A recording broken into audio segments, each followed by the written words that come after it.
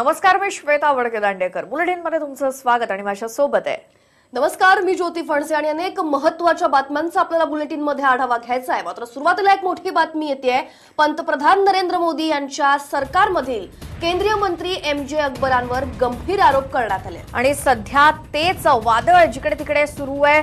माजी पत्रकार आणि संपादक असलेल्या अकबर यांच्यावरती अत्यंत गंभीर आरोप झालेत. ते म्हणजे एका महिला पत्रकारानं मुलाखतीच्या नावाखाली केंद्रीय मंत्री सध्याचे असलेले एम.जे. अकबर यांनी लैंगिक अत्याचार केल्याचा आरोप केलेला आहे. मुंबईतल्या तारांकित हॉटेल्समध्ये लैंगिक अत्याचार झाल्याचा आरोप या महिलेने केलाय. सध्या आपण बघतोय भारतात सोशल मीडियावर #MeToo मोहीम सुरू झाली आहे आणि यामध्ये ट्विट करून या महिला पत्रकारानं सुद्धा हा आरोप केलेला आहे. आणि हे एम.जे. अकबर हे स्वतः ज्येष्ठ पत्रकार आणि माजी संपादक आहेत आणि त्यानंतर आता सध्याच्या मंत्रिमंडळात ते मंत्री सुद्धा आहेत. त्यामुळे नरेंद्र मोदी सरकार हे मंत्री एम.जे. अकबर यांचा राजीनामा घेणार का हा प्रश्न इथे उद्भवतो, कारण एका महिला पत्रकारानंच त्यांच्यावरती लैंगिक शोषणाचा आरोप केलेला आहे.